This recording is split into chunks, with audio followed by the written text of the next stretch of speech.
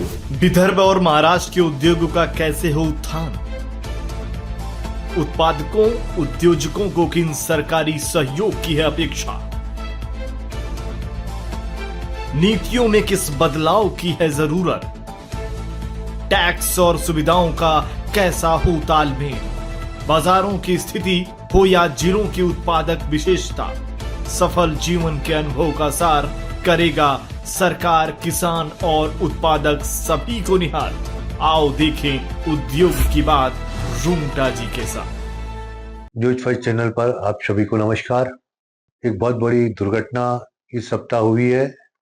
हमारे महाराष्ट्र राज्य के उप मुख्यमंत्री, जो बहुत ही कर्मशील, ऐसे कद्दावर नेता, जिनका ऑफिस सुबह 6 बजे से शुरू हो जाता था और वे जनता के प्रश्न हमेशा उसको समाधान करने में लगे रहते थे, ऐसे अजीत दादा हमारे बीच नहीं रहे।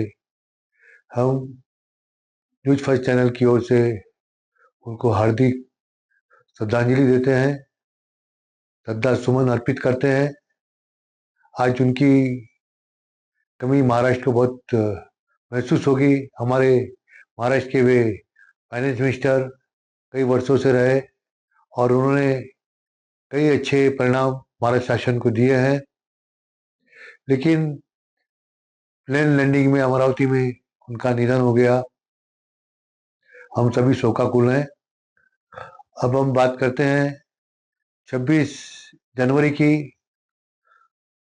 गणतंत्र दिवस पर एक ऐतिहासिक फैसला हुआ है, जिसके अंतर्गत यूरोपियन यूनियन के वहां के नेता और प्रधानमंत्री के बीच में करार हुआ है, जिससे हमें बहुत बड़ा 40 वर्षों की जो प्रतीक्षा थी उसके अंतर्गत व्यापार मिला है। जो अमेरिका की टैरिफ की दादागिरी थी, जो हमारे व्यापार को काफी नुकसान कर रही थी, अब हमें एक बहुत बड़ा मार्केट मिला है।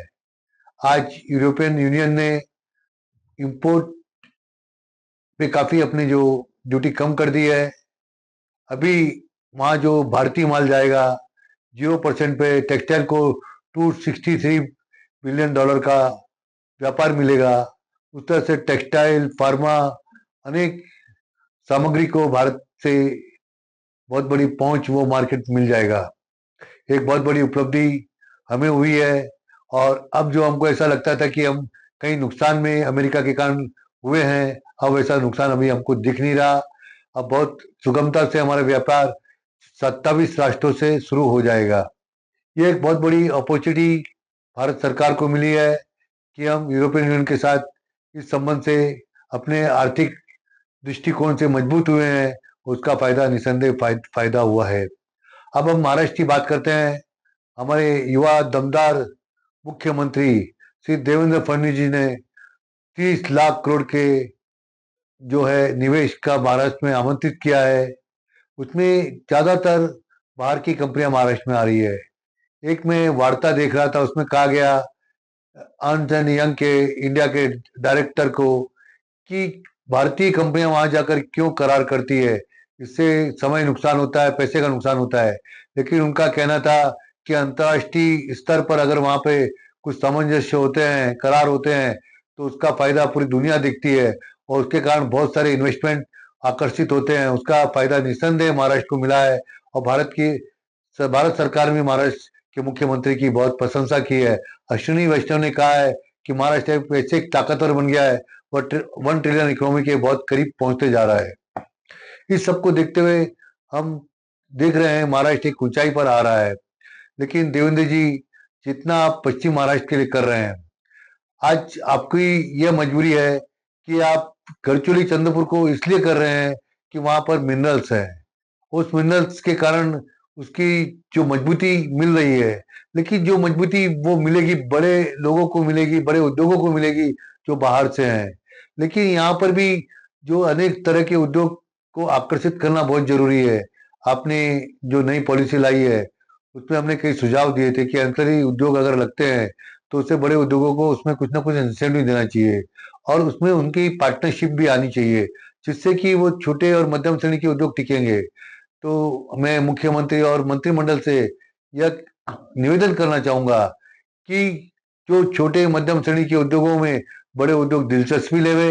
अगर 1 लाख करोड़ का उद्योग यहाँ पर निवेश करता है, कम से कम 1000 लघु मध्यम श्रेणी के उद्योगों को पनपाए, और 1000 अगर उद्योग यहाँ पर इस तरह के आते हैं, उसमें से कम 1 लाख लोगों को डायरेक्ट प्रत्यक्ष रूप से रोजगार मिलता है।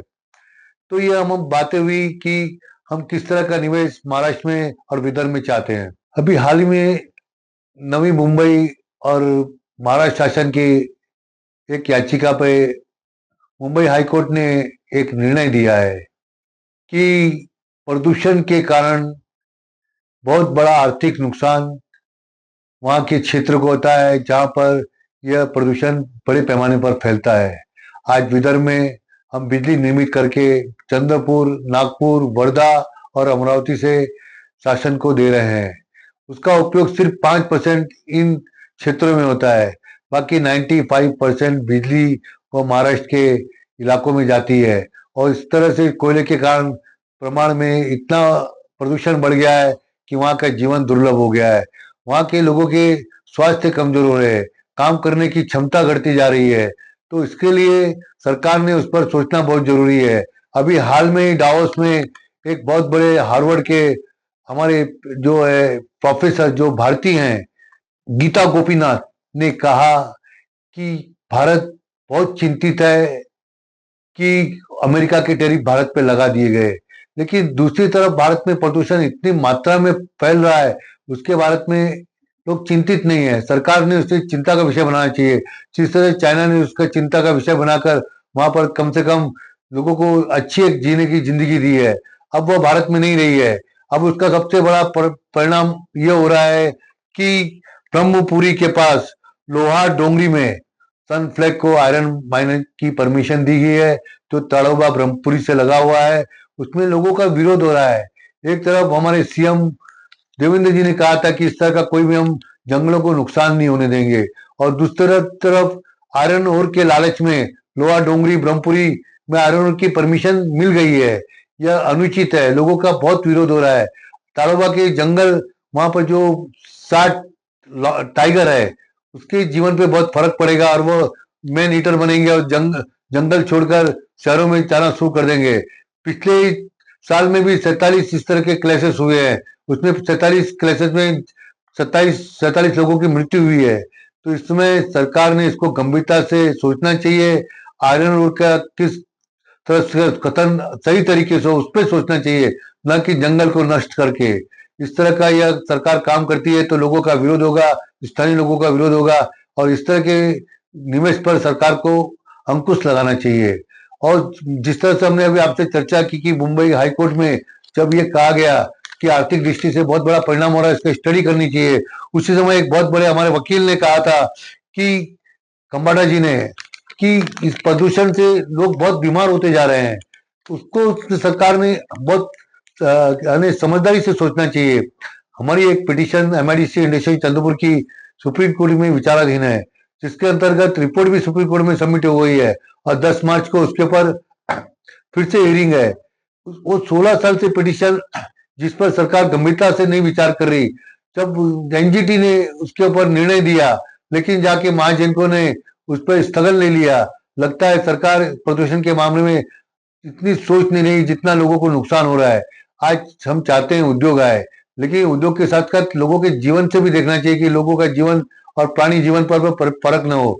एक तरफ हवा दूषित हो रही है, दूसरी तरफ पानी दूषित हो रहा है। अगर इस तरह का प्रदूषण बढ़ते गया तो ये हमारे लिए बहुत घातक होगा। और जहाँ पे जो ग्लोबल वार्मिंग जो आज मिल रही है, आज देखा जाए तो आप अमेरिका का देख लीजिए।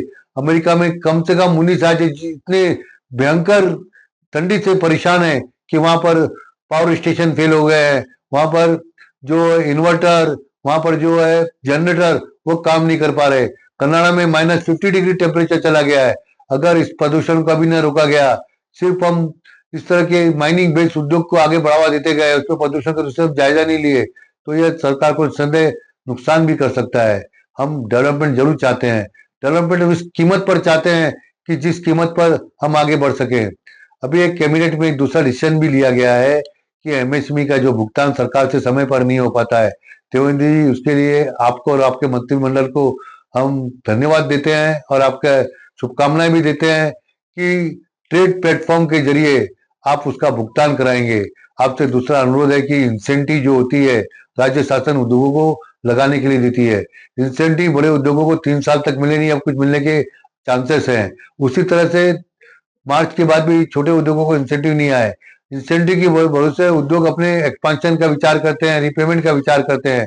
अगर ट्रेड के मार्फत शासन उनको इंसेंटिव दिलाती है तो शीघ्रता से उनका भुगतान हो जाता है और वो एक्सपांशन में हो सकता है और कम से कम 2 लाख रोजगार का सृजन हो सकता है। तो मैं सीएम और मंत्रिमंडल से यह निवेदन बजट के दौरान करना चाहूंगा कि एक तरफ केंद्र का बजट आ रहा है, दूसरी तरफ राज्य शासन का बजट आएगा, तो उसके अंतर्गत सरकार को ये सोचना चाहिए कि लघु मध्यम श्रेणी के उद्योगों को हम किस तरह से आगे बढ़ा सकते हैं और किस तरह आगे ले जा सकते हैं। तो हम इस तरह कई चर्चाएं आपके सामने कर रहे हैं। और दूसरा हम फोकस करना चाहते हैं कि नितिन जी का जो एडवांटेज विदर्भ 2026 संस्करण आ रहा है 6 से 8 फरवरी, उसके अंतर्गत काफी अच्छे निवेश आने के चांसेस हैं और विदर्भ के लिए नितिन जी जो कर रहे हैं वह सराहनीय है। उनकी टीम जो कर रही है, विलास काले जी और जो शर्मा जी कर रहे हैं, निसंदेह उनकी टीम, उसमें रोकड़े जी हैं, ये सभी मिलकर जो काम कर रहे हैं निसंदेह बहुत अच्छा कर रहे हैं। हर डिस्ट्रिक्ट में जा रहे हैं, उसका फोकस ले रहे हैं, उसमें उनके कई सेक्टर्स पे ध्यान है और उससे विदर्भ में बहुत फोकस हुआ है। नितिन जी, निसंदेह आपका प्रयास विदर्भ के लिए बहुत कामयाब होगा और हम आपसे अनुरोध करेंगे कि आप डिस्ट्रिक्ट वाइज भी हर महीने आप पॉसिबल हो हर 3 महीने से उद्योगों संगठनों के साथ मीटिंग लगाए, क्या उनकी समस्याएं, किस तरह से उद्योग यहाँ पर आए हैं और किस तरह से लघु सूक्ष्म उद्योग बढ़ सकते हैं, ये आप काम कर सकते हैं। निसंदेह यह बहुत अच्छा एक काम होगा। उसी तरह वीआईए और आईएम के साथ एक सिमकॉन 20 से 22 फरवरी तक हो रहा है, उसको प्लास्टो भी उसमें होस्ट है। उसके अंतर्गत यहाँ के उद्योजक किस तरह से 10 गुना अपना व्यापार बढ़ा सकते हैं, किस तरह से ब्रांडिंग कर सकते हैं, उसमें उस तरह के एक्सपर्ट और गुरु एक्सपर्ट्स आ रहे हैं। उसका निस्संदेह उद्योजकों को फायदा लेना चाहिए। इस तरह के इवेंट जो हमारे विदर्भ में कई संस्थाएं कर रही है, राजनीतिक कर रहे हैं, उस तरह के आयोजन निस्संदेह होने चाहिए। और उस तरह से हम महाराष्ट्र के सीएम से भी अनुरोध करेंगे कि लघु सूक्ष्म मध्य श्रेणी के उद्योगों को, जिस तरह दावोस में आप बड़े उद्योगों को लेके आए, उस तरह से ये इस उद्योगों को यहाँ पर लाने के लिए, क्योंकि विदर्भ में इस तरह के उद्योग है नहीं, ना आगे आ रहे हैं, उस तरह का परिसंवाद सरकार की ओर से आप नागपुर में लेंगे और नागपुर में लेने से देखिए किस तरह से एग्रीकल्चर बेस्ड, माइनिंग बेस्ड इस तरह के उद्योग आएंगे, जिस तरह से सूक्ष्म लघु उद्योग कम से कम 15 लाख लोगों को यहाँ पर रोजगार देने में सक्षम होंगे।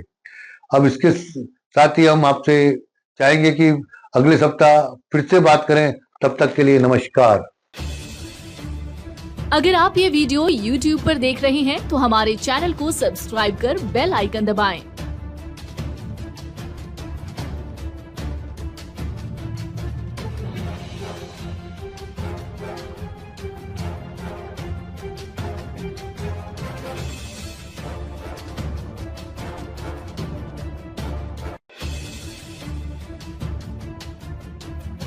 और Facebook पर देख रहे हैं तो हमारे पेज को लाइक करें।